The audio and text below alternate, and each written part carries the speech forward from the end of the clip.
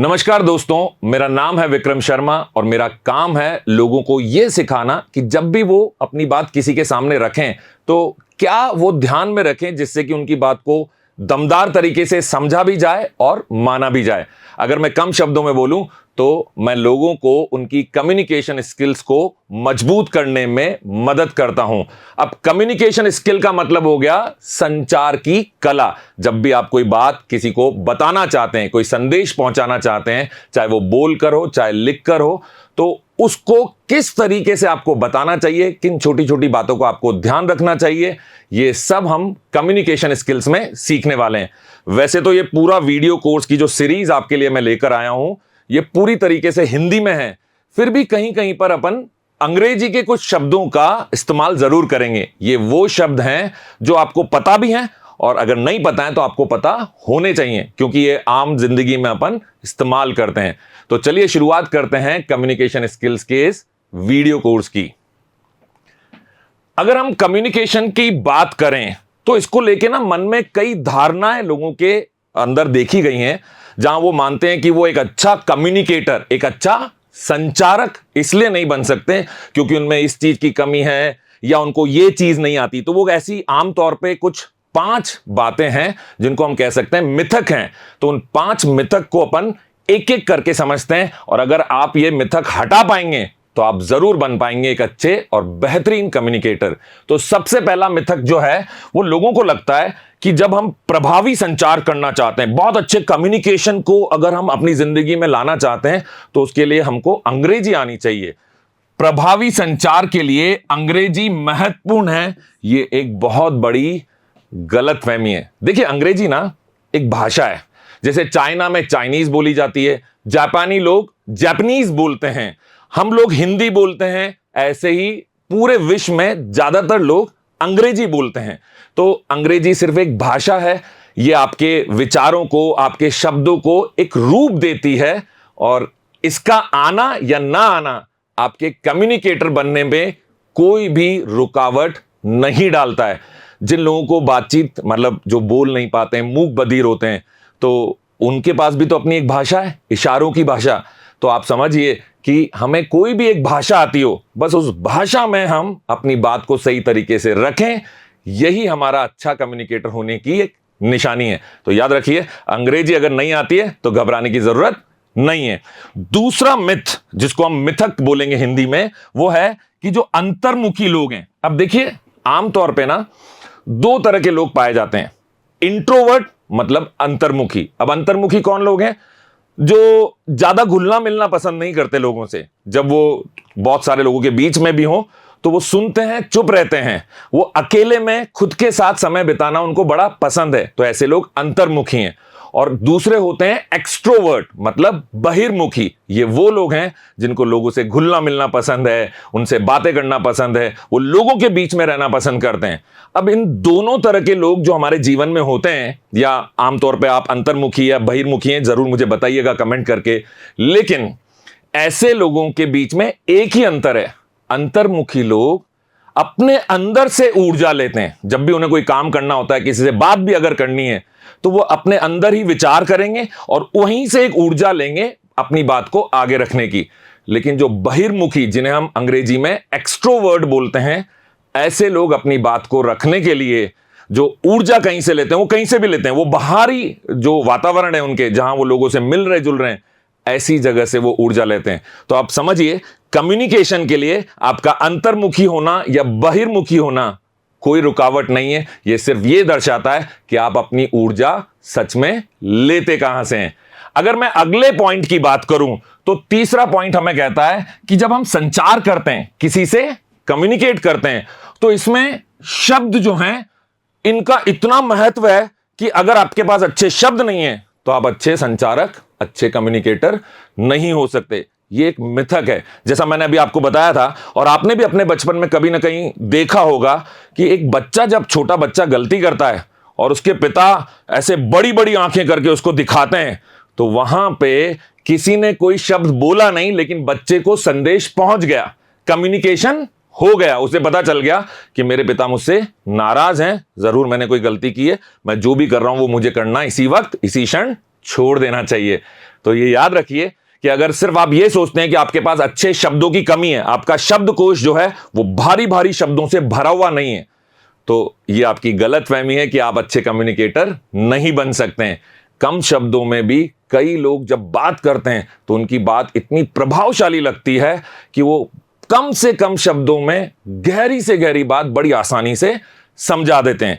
चौथा मिथक जो मैं आपको बोलूं वो है आत्मविश्वास को लेके। अब ये तो तय है कि अगर आपको एक अच्छा कम्युनिकेटर बनना है, क्या बोलते हैं कम्युनिकेटर को, एक अच्छा संचारक बनना है, तो आपके पास आत्मविश्वास तो होना चाहिए। चाहे आप किसी एक आदमी से आमने सामने बात करें या फिर आप 500-600 लोगों को मंच से, किसी स्टेज से संबोधित करें, आपके पास अगर कॉन्फिडेंस, जिसको हम आत्मविश्वास बोलेंगे, वो है, तो आप ये काम जो है बात अपनी रखने का, ये बड़ी आसानी से कर लेंगे। ये तय है कि हमें आत्मविश्वास की जरूरत है। लेकिन मिथक क्या है, लोगों को लगता है कि जो आत्मविश्वास है ये किसी किसी में होता है तो बस होता है, और अगर किसी में नहीं है तो कभी नहीं हो सकता। मतलब कुछ लोगों में ये जन्मजात है, ऐसा ये एक बहुत बड़ा मिथक है। पर मैं आपको स्पष्ट शब्दों में बताना चाहूंगा कि जो आत्मविश्वास, जिसे हम कॉन्फिडेंस बोलते हैं, ये अपने आप में एक स्किल है, ये कला है, ये सीखी जा सकती है। जैसे आपने साइकिल चलाना सीखा, जैसे आपने लिखना सीखा, जैसे आपने दौड़ना सीखा, खेलना सीखा, क्रिकेट सीखा, ये सब आपने सीखा, ठीक इसी तरीके से आत्मविश्वास भी सीखा जा सकता है। और जल्दी मैं आपके लिए आत्मविश्वास पे, कॉन्फिडेंस पे, इसे कैसे बढ़ाया जाए, इसके ऊपर भी पूरा एक वीडियो कोर्स लाऊंगा। पर दिमाग में बिठा लीजिए, मेरे कहने पे इस बात को पूरी तरह से आत्मसात करिए कि मैं आत्मविश्वासी बन सकता हूं और मैं अपने आत्मविश्वास को बढ़ा सकता हूं। अगर मैं आगे बात करूं आपसे, तो पांचवा जो सबसे बड़ा मिथक है वो ये है कि जब हम बात करते हैं किसी से, तो हमने हमारी बात बोली और बात हो गई कंप्लीट, मतलब हमने किसी से कम्युनिकेट किया, अपना संदेश किसी को दिया और कम्युनिकेशन पूर्ण रूप से हो गया। ये बहुत बड़ा मिथक है, आप इसको समझने की कोशिश करिए।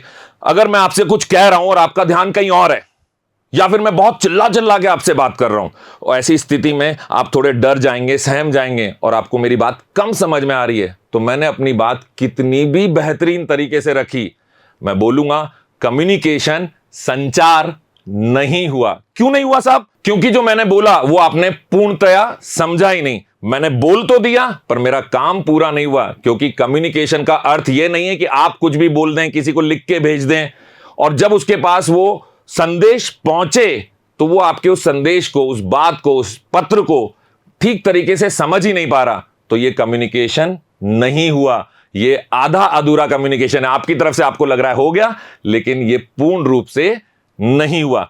तो अब आप मुझे जल्दी से बताइए कि इन 5 में से ऐसी कौन सी गलतफहमी, ऐसी धारणा आपके मन में भी बैठी हुई थी जिसकी वजह से आपको लगता था कि आप एक अच्छे कम्युनिकेटर नहीं बन सकते। अब अगर हम इस वीडियो कोर्स में आगे चलें तो हमारे लिए यह जानना बहुत जरूरी है कि कम्युनिकेशन की हमारे जीवन में इतनी जरूरत क्यों है, क्या महत्व है कम्युनिकेशन का। तो अगर मैं कम्युनिकेशन के महत्व पे बात करूं तो ये आपके संबंध, चाहे वो व्यवसायिक हो, चाहे वो सार्वजनिक हो, ये आपके संबंधों को बना भी सकता है और बिगाड़ भी सकता है। अब देखिए, अगर आप अपनी बात को बहुत अच्छे से किसी के सामने रखते हैं, जिस भाव में रखना चाहिए उसी भाव में रखते हैं, तो लोग आपसे जुड़ना पसंद करेंगे, लोग आपकी बात को सुनना पसंद करेंगे और इससे आपके संबंध मजबूत होंगे।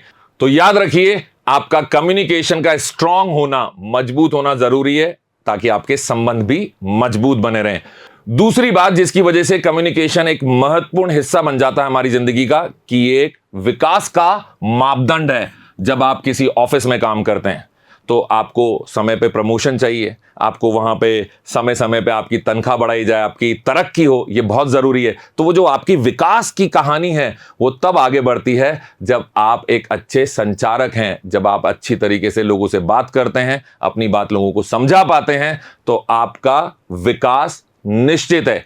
अगर एक स्कूल में या एक कॉलेज में 2 विद्यार्थियों के बारे में हम सोचें तो आप बताइए कौन से विद्यार्थी को ज्यादा अंक मिलेंगे, जो बहुत अच्छे तरीके से टीचर को अपने अध्यापक को अपनी बात समझाता है उसे, या वो जो चुप रहता है या आधे अधूरे शब्दों में अटक जाता है, अपनी बात को पूर्णतया रख नहीं पाता उसे? जाहिर सी बात है, जो बहुत अच्छे से बात करता है उसके नंबर भी अच्छे आएंगे, वो जब ऑफिस में काम करेगा तो उसकी तरक्की भी होगी। तो आपके विकास का मापदंड है आपका कम्युनिकेशन स्किल। तीसरी बात, अगर आप अच्छे से कम्युनिकेट करते हैं, पहले हमने बोला था कि जब हमें आत्मविश्वास हो तो हम अच्छे से कम्युनिकेट कर लेते हैं। अब जब आप अच्छे से कम्युनिकेट करेंगे तो मैं आपको एक मजेदार बात बताऊं, आपका आत्मविश्वास और बढ़ेगा। जिस भी लेवल पर आप हैं, जिस भी चरण पर आप हैं, वहां से आप हमेशा आगे बढ़ेंगे जैसे जैसे आप अपनी कम्युनिकेशन स्किल्स को मजबूत करते चले जाएंगे। अगर मैं आपसे बात करूं कि कम्युनिकेशन का मजबूत होना क्यों जरूरी है, तो ये इसलिए जरूरी है क्योंकि जिसकी कम्युनिकेशन अच्छी, वो दूसरे को सूचना भी सही तरीके से पहुंचा पाएगा। आपको किसी को भी इन्फॉर्म करना है, बताना है किसी बात के बारे में, किसी घटनाक्रम के बारे में, तो आप अच्छे से अगर अपनी बात रखना जानते हैं, आप अच्छे कम्युनिकेटर हैं, तो आप उसको अपनी सूचना सही तरीके से दे पाएंगे। अब अगर मैं आपसे बात करूं कि कम्युनिकेशन और क्या करती है, तो ये लोगों पे हमारा प्रभाव छोड़ती है, इन्फ्लुएंस करती है। आपने देखा है आजकल सोशल मीडिया पे बहुत सारे इन्फ्लुएंसर्स हैं, उनको अपनी बात को लोगों तक पहुंचाना आता है। तो जब आप अपनी बात अच्छे से लोगों तक पहुंचाते हैं तो आप उन पर अपना गहरा प्रभाव छोड़ते हैं। आप चाहते हैं लोग आपको पसंद करें, आपको याद रखें, आपको हमेशा एक अच्छी पर्सनालिटी के तौर पर देखें, तो याद रखिए आप अच्छे कम्युनिकेटर हैं तो ये सब जरूर हासिल होगा। आगे आप सुनिए ध्यान से, आप रिश्तों की बात करें, आप अपने ऑफिस की बात करें, आप अपने समाज की बात करें, परिवार में अपने सदस्यों से बात करें, जब कभी भी आपको अपनी भावनाएं व्यक्त करनी है, ये तभी पॉसिबल है जब आप अच्छे कम्युनिकेटर हो, जब आपको पता हो कि मुझे अपनी भावनाएं किस शब्दों में रखनी है, किस भाव से रखनी है। तो अपनी भावनाओं को सही तरीके से, अपनी फीलिंग्स को सही तरीके से किसी को समझाने के लिए आपका बेहतरीन कम्युनिकेटर होना जरूरी है। तो ये सारी वो बातें हैं जो हमें बताती हैं कि क्यों कम्युनिकेशन हमारे जीवन में बहुत जरूरी है। अब मैं आपसे बात करूंगा कम्युनिकेशन के उन तत्वों के बारे में जिनका अगर हम ध्यान रखेंगे तो हम एक एक सीढ़ी अच्छे कम्युनिकेटर की तरफ बढ़ते चले जाएंगे। तो अब हम बात कर रहे हैं सबसे पहले उस तत्व के बारे में जो अगर हम ध्यान न रखें तो हमारी सारी की सारी बात अर्थहीन हो सकती है। और वो कौन सा तत्व है? वो है संदर्भ, जिसे अंग्रेजी में बोलते हैं कंटेक्स्ट। अब आप समझिए, अभी क्रिकेट का वर्ल्ड कप हुआ, 4 लोग खड़े होके क्रिकेट के बारे में बातें कर रहे हैं, और ऐसे में आप कहीं से आए और आप आकर चालू हो गए राजनीति के बारे में बात करने के लिए, या आईआईटी के एग्जाम के बारे में आपने बात चालू कर दी। अब जो 4 लोग बात कर रहे थे उनको आपकी बात इतनी नहीं जचेगी, नहीं समझ में आएगी, क्योंकि आपका संदर्भ गलत है। तो हमेशा ध्यान रखिए, जब कभी भी हमें किसी से बात करनी है तो हमें किस संदर्भ में बात करनी है, किस टॉपिक पे बात करनी है, यह पता होना बहुत जरूरी है। दूसरा जो जरूरी तत्व है वो ये कहता है कि जब कभी हम किसी से बात करें तो वो जगह ऐसी होनी चाहिए जहां शोर शराबा ना हो। आप समझिए, बाजार में खड़े होके अगर हम किसी को फोन लगाएं और उससे कोई बहुत महत्वपूर्ण बात करना चाह रहे हैं, लेकिन सब तरफ से शोर शराबा आ रहा है, गाड़ियों की आवाज आ रही है, लोगों के आने जाने की आवाज आ रही है, तो क्या वो आपकी बात को उतने इंटरेस्ट के साथ, उतने भाव से समझ पाएगा? समझ ही नहीं पाएगा ना, उसको और भी कई सारी बातें सुनाई दे रही हैं। तो जब कभी भी हमें ये किसी के साथ समझाने की एक प्रक्रिया में जाना है कि हमें एक जरूरी बात किसी को बतानी है, तो याद रखिए उस जगह पे शोर नहीं होना चाहिए, सही माहौल का होना बड़ा जरूरी है। तीसरी चीज जिसको हम बोलते हैं एनकोडिंग। अब ये क्या चीज है? जब भी किसी से बात करनी हो तो पहले हमारे मन में एक विचार आता है कि मुझे सामने वाले से ये बात करनी है। तो वो जो विचार आपके मन में आया, उस विचार को अब हमें सामने वाले तक पहुंचाना है। कैसे पहुंचाएंगे? या तो लिख के पहुंचाएंगे लिखित तौर पे, या बोल के पहुंचाएंगे मौखिक तौर पे। लेकिन वो जो प्रक्रिया है विचार को किसी के पास पहुंचाने के लिए, वो जो बदलाव की प्रक्रिया है, उसको कहते हैं एनकोडिंग। तो ये एनकोडिंग कहां होती है? जो बोलता है, जो सामने वाले को समझाना चाहता है, जो संदेश भेजना चाहता है, ये एनकोडिंग उसके एंड पे होती है, उसकी जगह पे होती है। अब इसका दूसरा हिस्सा भी है जिसे हम बोलते हैं डिकोडिंग। डिकोडिंग का मतलब क्या है? जब हमने अपनी बात को सामने वाले के लिए रखा, उसे कुछ कहा, समझाया, पर हमारी बात को सुनने के बाद उसने उस पूरी बात से एक विचार बनाया, उस पूरी बात का एक सार निकाला, इसको हम बोलते हैं डिकोडिंग। तो एनकोडिंग और डिकोडिंग दो महत्वपूर्ण तत्व हैं, एलिमेंट्स हैं कम्युनिकेशन के। आगे अगर मैं आपसे बात करूं तो हम बात करने वाले हैं वर्बल कम्युनिकेशन, जिसको बोलते हैं मौखिक संचार। अब मौखिक संचार का मतलब सिर्फ यह नहीं है कि जो मुंह से किया जाए, मुंह से मतलब बोल के, साथ में लिख के। आप लिख के जब किसी को एक पत्र भेजते हैं तो आप वहां नहीं होते, जिसके पास पत्र गया वहां पर आप नहीं है, उसने पत्र हाथ में लिया और पढ़ना चालू किया, पर जब वो पढ़ रहा है तो एक तरह से वो आपकी ही बातें उस पत्र में से निकलकर आ रही हैं। अगर वो जोर जोर से पढ़ना चालू करे तो ऐसा लगेगा कि बस आवाज आपकी नहीं है, पर आपकी बात को कोई बोल रहा है।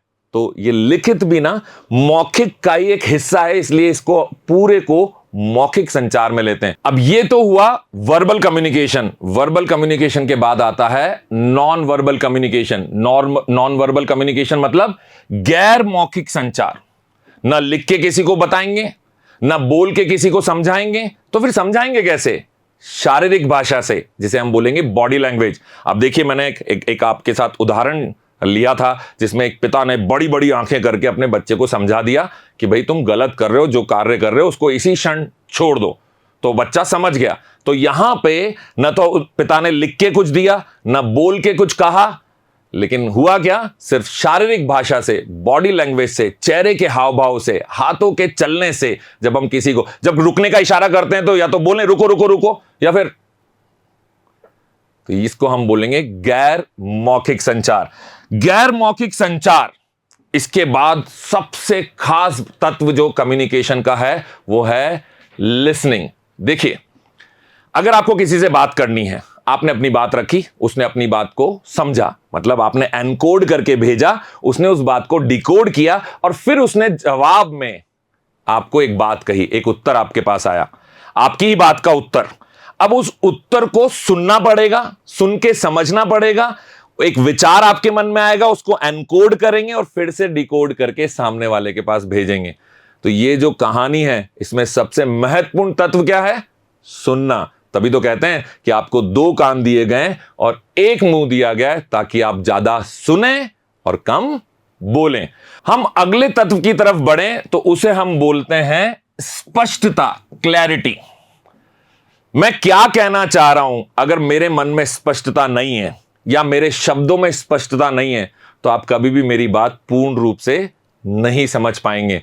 तो इसको ध्यान रखिए कि जब भी हम हमारी बात कहें तो बहुत घुमा फिरा के नहीं कहनी है, गोल मोल करके नहीं कहनी है, क्लैरिटी के साथ कहनी है। हमारी बात स्पष्ट रूप से सामने वाले को समझ में आए। उसके हाव भाव को भी हम उस वक्त ऑब्जर्व करेंगे, मतलब उन पे ध्यान देंगे कि वो कहीं ऐसा तो नहीं कर रहा कि क्या बोल रहे हो। तो हमें सामने वाले को समझना है, एनकोडिंग डिकोडिंग के प्रोसेस पे ध्यान रखना है और अपनी बात में रखनी है स्पष्टता। कंसिस्टेंसी, जिसे हम कह सकते हैं संगति, या फिर हम बोले सतत तौर पे हमारी बात वही हो जो हम कहना चाहते हैं। कई बार क्या होता है, कुछ लोगों से आपने जब बात की होगी तो वो ऐसे भ्रमित लगते हैं, कंफ्यूज लगते हैं कि अभी तो कुछ बात कर रहे थे, अचानक से उनको कोई और बात याद आ गई, फिर वो दूसरी बात करने लग गए, फिर क्रिकेट की बात चलते चलते वो घर परिवार की बात पे आ गए, वो पैसे की बात पे आ गए। अरे भाई, अभी बात कुछ और चल रही थी, फिर तुम अचानक से बात को बदल दिया। इसका मतलब क्या नहीं है? संगति नहीं है। इसका मतलब क्या नहीं है? आपकी बात सतत रूप से, पूर्ण रूप से सामने वाले के पास नहीं जा रही है, कंसिस्टेंसी नहीं है। तो जब आपकी बात में कंसिस्टेंसी नहीं होगी तो आपकी बात सामने वाले को कभी पूर्ण रूप से समझ में नहीं आएगी। अगर मैं अगली बात करूं तो इसको अपन बोलते हैं संक्षिप्तता, मतलब कंसाइसनेस। संक्षिप्त बात, सीधी बात, नो बकवास। जब भी हम बात करें तो बात को कुछ लोग बहुत लंबा खींचते हैं, छोटी सी बात होती है पर बोलते वक्त बहुत सारा उसको खींचते खींचते खींचते खींचते कहीं से कहीं ले जाते हैं। और ऐसी स्थिति में जो सुन रहा है, जो हमारे सामने खड़ा है, वो अपना इंटरेस्ट खो देता है। मतलब उसका आपकी बात में अब कोई खास उसको मजा नहीं आ रहा, उसको सुनने में ऐसा लग रहा है कि आप बोर कर रहे हैं, उसे परेशान कर रहे हैं। तो जब कभी भी आप किसी से बात कहें तो वो कंसाइज होनी चाहिए, मतलब संक्षिप्त होनी चाहिए, टू द पॉइंट होनी चाहिए, सीधी बात, नो बकवास। अगला इंपॉर्टेंट पॉइंट जिसको हम टोन बोलते हैं अंग्रेजी में और स्वर बोलेंगे हिंदी में। अब आप सुनिए, अगर आप किसी छोटे बच्चे से बात कर रहे हैं तो आपका स्वर कैसा होगा? लो मेरा बेटा कैसा है, hi baby, how are you, इस तरीके से बात की जाती है। लेकिन किसी से लड़ाई हो जाए तो अब हम हमारी आवाज का स्वर ऊंचा कर लेते हैं, दमदार तरीके से अपनी बात रखते हैं।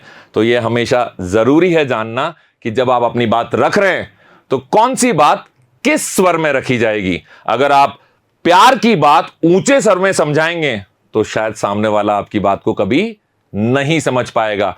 अगले तत्व को अगर हम समझें, एम्पैथी मतलब सहानुभूति। जब हमारी बात चल रही है, पूरा संचार हो रहा है, हमारा लिखित में संचार हो रहा है या मौखिक संचार हो रहा है, इस पूरे संचार के दौरान एक दूसरे के प्रति जो बोल रहा है और जो सुन रहा है, उन दोनों के बीच में सहानुभूति का भाव होना बड़ा जरूरी है। और खास तौर से हमें पता होना चाहिए कि हम जो सामने वाले को समझा रहे हैं, हम उसको जोर जबरदस्ती से नहीं समझाएं, उसको प्यार से, सहानुभूति के साथ, उसकी भावनाओं की कद्र करते हुए अगर समझाएंगे तो वो हमारी बात जरूर समझेगा। तो सामने वाले की भावनाओं को आप मोल दीजिए, वो आपकी बात को मोल देगा।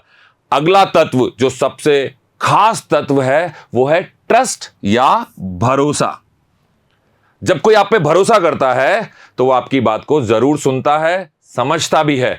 लेकिन अगर उसे आप पे भरोसा नहीं है तो आप कितने भी अच्छे शब्दों में बात करें, आप कितने भी विनम्र भाव से, अच्छे स्वर में उसे बात समझाएं, उसे क्योंकि आप पे भरोसा नहीं है तो उसके मन में हमेशा रहेगा, मैं क्यों सुनूं तुम्हारी बात, मैं क्यों समझूं तुम्हारी बात, क्योंकि उसे क्या नहीं है, भरोसा नहीं है। तो याद रखिए, सबसे खास तत्वों में से एक तत्व है कि सामने वाले का आप पर भरोसा होना चाहिए। आपको भी भरोसा होना चाहिए कि वो आपकी बात को समझ रहा है, लेकिन उसको भरोसा होना चाहिए कि ये जो भी कह रहा है सच कह रहा है, इसमें तथ्य है, इसकी बात में दम है।